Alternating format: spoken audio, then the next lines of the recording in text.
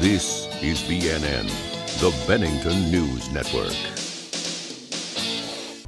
Hi, I'm Jeff Grimshaw. We're continuing with our coverage of the PFOA crisis, water crisis here in North Bennington and environs.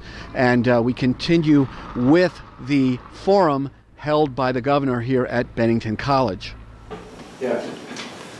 Thank you. I'm one of Sandy's neighbors from the affected area. And Have you been tested yet? We have been tested. Okay. Yes, thank you. We don't have the results yet. We have been tested.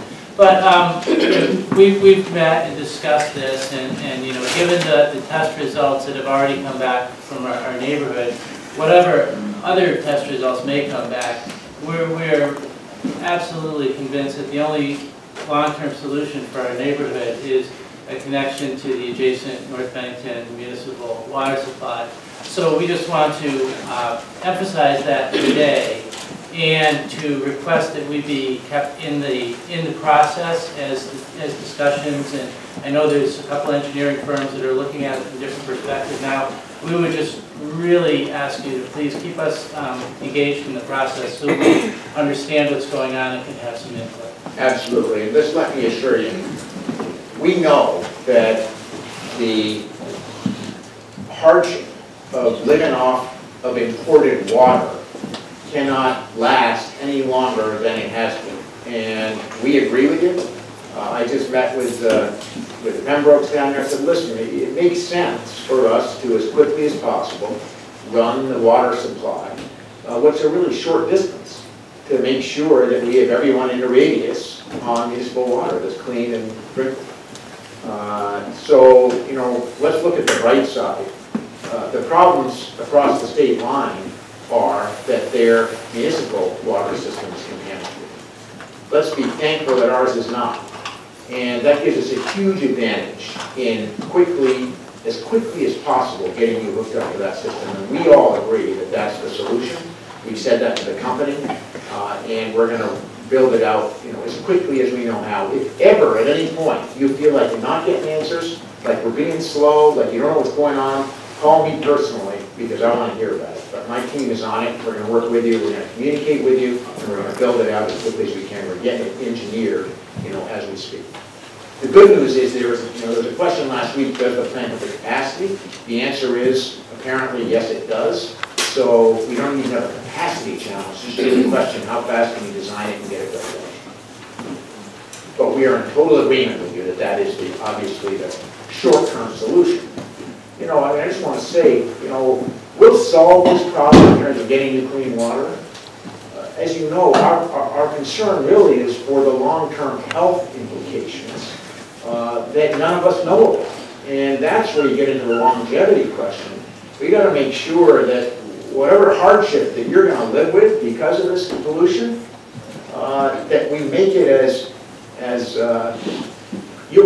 if there are health challenges, we want you to be able to focus on health challenges, not how you pay, what you do, and how you get there. So that's our big long-term challenge. Yes? I had actually two questions. One was, our well is right on the outside border of that purple circle. So our well will be tested today, I guess. Thank you very much. So my first question was, if wells continue to test positive, will we be expanding that purple circle out a little bit? As a person who lives in Bennington and not North Bennington, I have some questions about that municipality difference. My second question Let me answer that one first, just so you know, it's a quick answer. Great. We chose a 1.5 mile radius simply for the first steps in testing because for various scientific reasons, we believe that if our assumptions are correct, the farther you get out of the radius, the cleaner the water should be. If we find we're incorrect about that, which we'll know very soon, we will rapidly expand the radius. Thank you for that. My follow-up was, in those papers and information you've been handing out, thank you. It's also talking about immune system effects.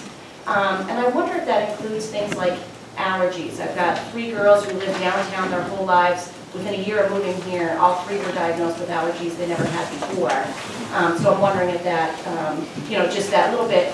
My daughter just last week was diagnosed with Alport's, which is a kidney disease, which does not run in our family. So I appreciate the history about the cancers, but I wondered if you had, just in being succinct, maybe skip some other things you'd studied.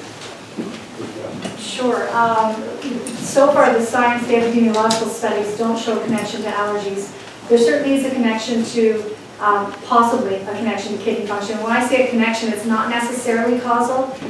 It's an association. So there's been no study that is directly linked by cause because the studies are cross-sectional, which means we look at everything at once. We being the royal we didn't look at it, but studies in the United States. So we haven't had a prospective study where you start with a group of people and then see what happens. It's a snapshot, but certainly there have been some concerns around kidney functions. I would suggest generally, if you end up testing positive for PFOA in your water and you have concerns and you're noticing anything in your family that seems unusual, go in and talk to your healthcare provider. In many cases, of course, it probably won't be related to this, but your healthcare provider does have the latest information and will be able to advise you on what screening or tests you might want to do.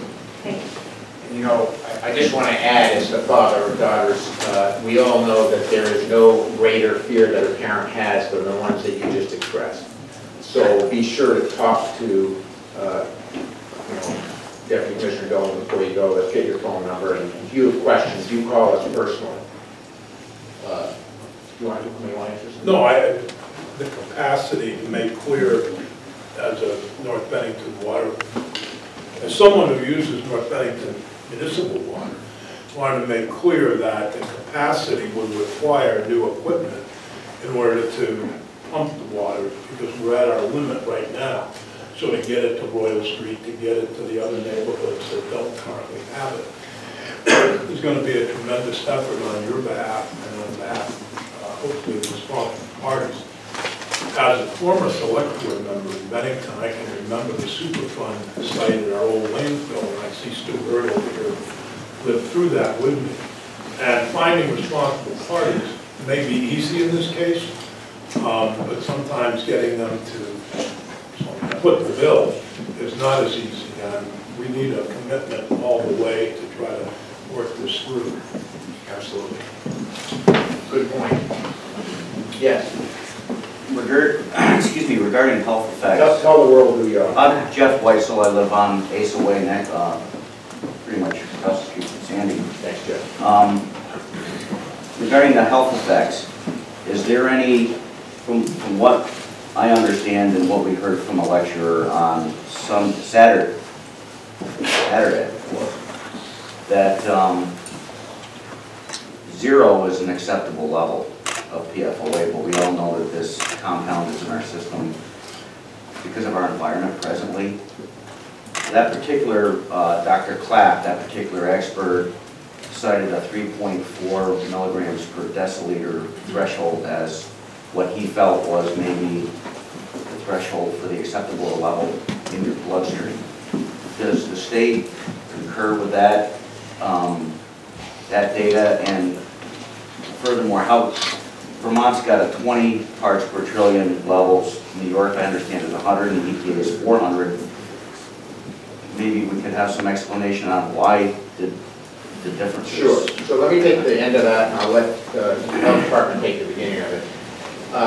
The federal law is broken on this question. What federal law says now is, go ahead and use your chemicals, basically. And if we find out there's a problem after they're out there, we'll deal with it. I mean, this is nuts. So, you know, one thing you have my commitment on is I'm going to work together with Governor Cuomo, Governor Hassan, and say to Congress, come on, really? I mean, this has been true for how long, since the 70s? Decades, Yeah. So, you know, the feds have to get their act together and bring into compliance a system that was written for the chemical industry, not for the citizens of America. Having said that, Vermont does have the lowest threshold for this particular chemical of the states around us and the federal government. Now, you know, we often get criticized for the work we do in Vermont to have high standards for environmental quality of life. And, you know, we're now seeing an example of, frankly, why we're not tough enough. Why we're not tough enough. So I'll let the health department get the medical part of your question. I'm scared of doctors, so I shouldn't answer that. And I wondered if I could just touch on the parts per trillion, just a little more EPA doesn't actually have a regulated standard for this. They just have an advisory. It is different. Their advisory initially was 400 parts per trillion. However, in January 2016, Region 2 of EPA, so kind of a subset of the EPA, then advised 100 parts per trillion. Our level, our standard level, is 20 parts per trillion, in part because we tend to, our protocol says set the levels taking into account a child. And so in this case, children tend to drink more water per body weight than adults, so that's part of what we put into our equation, which is why it is even significantly lower than some of the other states. That's our protocol. In terms of having it in your blood, yes, there is background. Background means the amount that's kind of in our blood system, and there is background for PFOA in the United States of about anywhere between 2 and 5 micrograms per liter. And so that number from the lecture you mentioned is probably, I'm sure there's scientific backing for that. So what we'd be looking for, if people were interested in having blood tested, again, not much you can do with that information except it's more information for you. We'd be looking to see if it was above that background level, and that would be just more information for you.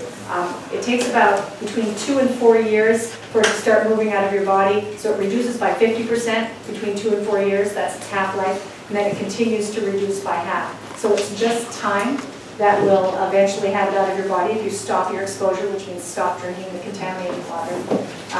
But having the blood test information may be of interest to you. Certainly, even just knowing whether or not it's in your water will be enough for you to be able to have a good conversation with your medical provider and talk to he or she about anything else you're noticing in you or your family, and then they'll be able to guide you from there.